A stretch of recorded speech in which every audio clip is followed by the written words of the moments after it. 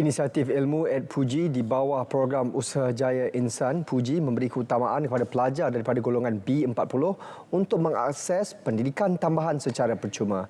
Menteri di Jabatan Perdana Menteri Wilayah Persekutuan Dr. Zaliha Mustafa berkata ia antara usaha kerajaan untuk mengatasi kemiskinan tegar dan meningkatkan taraf hidup masyarakat di Wilayah Persekutuan. Melalui inisiatif itu, pelajar mendapat tuition percuma di sekolah terpilih, menyertai kem motivasi, tuition madani dan menggunakan pusat komuniti di kawasan PPR serta PA.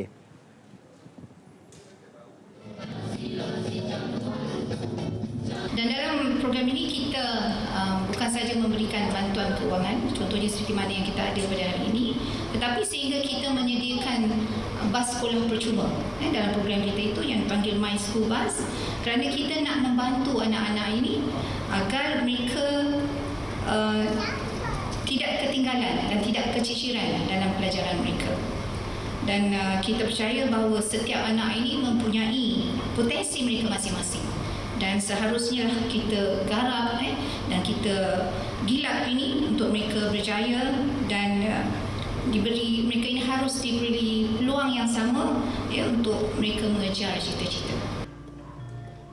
Dr. Zaliha turut menekankan kepentingan kemahiran interpersonal untuk memperkukuh kemahiran insaniah pelajar sebagai persiapan memasuki alam pekerjaan. Beliau berkata demikian pada Majlis Anugerah Pelajar Cemerlang Yayasan Wilayah Persekutuan 2024.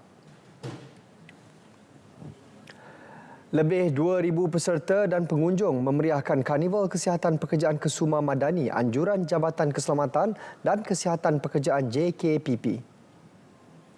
Anjuran kali ini mengetengahkan tema berhubung pengurusan kesihatan mental terutama dalam kalangan pekerja. Pelbagai aktiviti diadakan seperti bengkel keselamatan, pameran kesihatan dan pemeriksaan kesihatan percuma.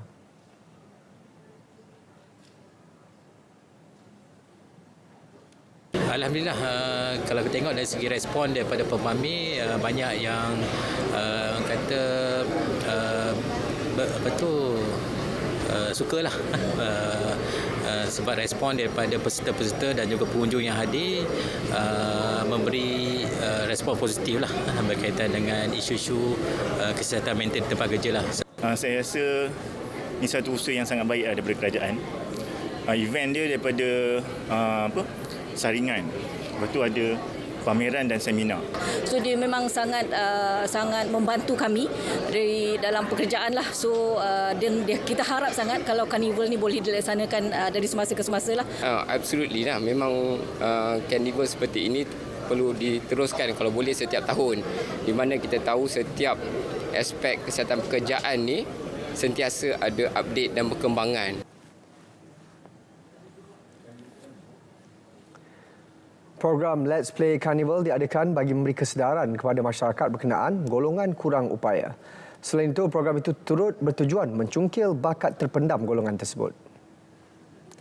Seramai 400 orang menyertai program itu dengan kerjasama syarikat minuman tempatan dan Majlis Bandaraya Petaling Jaya.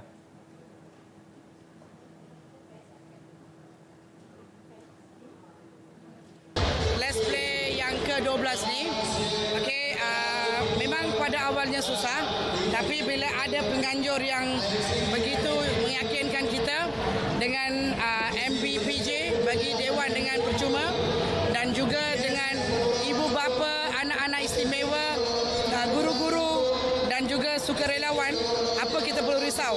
Mereka sebenarnya boleh buat banyak-banyak benda sebagai seorang insan yang biasa juga. Just because mereka OKU doesn't mean mereka tak boleh buat kerja-kerja macam ini. Pengalaman saya berada dalam lingkungan mereka, berada dalam keadaan macam ni ialah saya lebih menghormati hidup saya. Dia membantu saya jadi penyabar, tengok hidup macam different perspective, you know. Mereka ni anak-anak OKU ni selalu terasing kan, jadi itu bila ada peluang macam ni dia akan dapat berjumpa dengan kawan-kawan yang lain lah. Heart to Arts menampilkan kelainan apabila menyajikan lukisan yang dihasilkan pelukis buta menerusi Visionary Journey Art Exhibition. Acara berlangsung di Galeri Seni Universiti Melaya. Lebih 50 karya seni dipamerkan disumbangkan oleh 15 pelukis. Sebahagian hasilnya akan diserahkan ke Tabung Persatuan bagi Orang Buta Malaysia MAB. kami pun terkejut juga dengan kebolehan kreativiti mereka itu. Kami pun baru tahu di kalangan mereka ada yang boleh melukis seperti yang kita lihat sana kan. Tapi dia dibantu dan dilatih macam mana melukis dan sebagainya. Pemain muzik semua orang dah tahu, tapi melukis ni sesuatu bidang yang saya pun baru ketahui. Jadi kami pun bergabung bersama dan memanggillah artis-artis lain untuk menyumbang karya-karya mereka, dan diharap hasil jualan nanti dapatlah kami memberi sumbangan sedikit kepada MAB. Selain pameran, terdapat pelbagai acara disusun, termasuk demonstrasi melukis bersama OKU Penglihatan. Kita ada seorang pensyarah, itu Ketua Pengarah National Art Gallery dulu, iaitu Dr. Yusof. Dia akan beri satu lecture lah berkenaan dengan macam mana nak market dia punya artwork semua itu. So selain daripada itu, lecture dia, kita ada juga seorang kartunis yang terkenal iaitu Zuna. Dia akan buat demo lah untuk macam mana nak buat caricature dengan kartun. Kita akan bawa 2-3 artis yang ada kurang upaya untuk perlihatan untuk buat demo. Dia akan melukis depan kita semua. Pameran amal yang dirasmikan oleh Datuk Nancy Fu dan Datin Wendy Weng itu dibuka secara percuma selama sebulan, bermula 14 Oktober hingga 14 November. Persatuan Pengusaha Stesen Minyak Malaysia PDAM menyambut baik saranan Perdana Menteri Datuk Seri Anwar Ibrahim agar kemudahan di stesen minyak terus dipertingkatkan untuk manfaat orang ramai. PDAM menganggap saranan tersebut sebagai cabaran positif untuk memberikan perkhidmatan yang terbaik kepada pelanggan.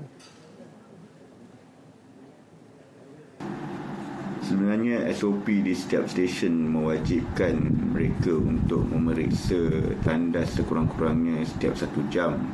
Dalam pemeriksaan ini termasuk pembersihan dan penambahan bahan termasuk sabun dan tisu. Pada pendapat kami, memandangkan setiap syarikat minyak memiliki standard yang berbeza dalam penjagaan tandas dan surau. Kami melihat usaha atau inisiatif ke arah matlamat ini sebaiknya diteruskan di peringkat syarikat minyak. Warga asing diberi amaran supaya tidak mengambil kesempatan bekerja atau berniaga secara haram sepanjang musim perayaan Deepavali. Pengarah Immigration Kuala Lumpur Wan Muhammad Saupi Wan Yusof berkata, operasi dan pemantauan akan diteruskan secara berkala terutamanya di lokasi tumpuan. Ini bagi memastikan persekitaran yang selesa untuk rakyat tempatan dan pelancong. Hari ini pihaknya telah melakukan operasi dan pemantauan lebih 30 premis di sekitar Little India Brickfield. Pemantauan mendapati ramai warga asing menyalahgunakan permit kerja termasuk bekerja di sektor berbeza daripada yang diluluskan.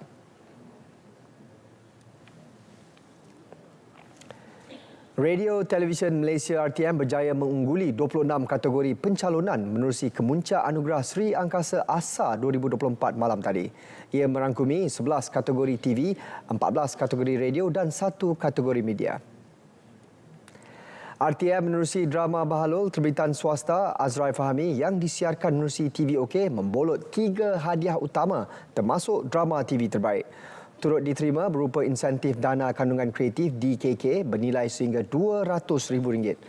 Dalam pada itu, RTM menerima anugerah penyampai berita TV terbaik menerusi penyampai Hazel Desmond dan penyampai radio lelaki terbaik DJ Kid Kelantan FM. Kelantan FM yang membuka tapak untuk saya berada di sini pada malam. Kemenangan yang tak disangka. Ini bukan kemenangan saya seorang saja, tetapi kemenangan kepada semua pasukan dan juga kru di bilik berita RTM sejak 15 tahun yang lalu.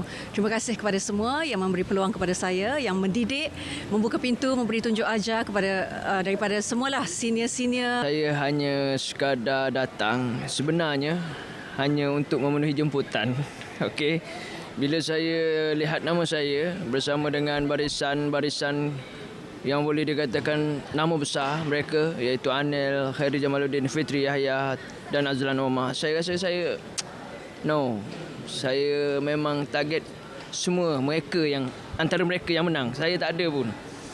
Tapi ini dia boleh dikatakan rezeki lah. Sementara itu, pelakon veteran Datuk Fauziah Nawi merangkul kategori pelakon drama radio terbaik menerusi drama Lima Beradik Terengganu FM. Untuk juri, saya ingin mengucapkan terima kasih kerana memilih saya dan syukur Alhamdulillah, dan saya sangat berbesar hati kerana saya memenangi anugerah ini, dan saya tetap menganggap universiti pertama saya adalah RTM, teman setia anda.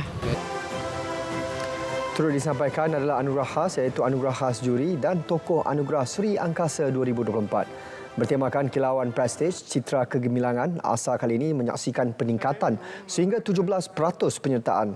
Berlangsung di Pusat Konvensyen Antarabangsa Putrajaya PICC, ia diserikan dengan persembahan bertenaga penyanyi tanah air Ziana Zain, Eni Zakri, Zamani dan Aina Abdul. Selangor catat kutipan hasil RM2.218 bilion melebihi sasaran yang ditetapkan awal tahun ini iaitu RM2.2 bilion. Menteri Besar Datuk Seri Amiruddin Syari memaklumkan prestasi cemerlang itu hasil daripada perkembangan positif ekonomi dan kemasukan pelaburan yang agresif. Setakat Jun lalu, Selangor berjaya meraih pelaburan sebanyak RM35 bilion. Kerajaan negeri optimis mampu mencapai sasaran kemasukan nilai pelaburan sebanyak RM50 bilion menjelang akhir tahun ini.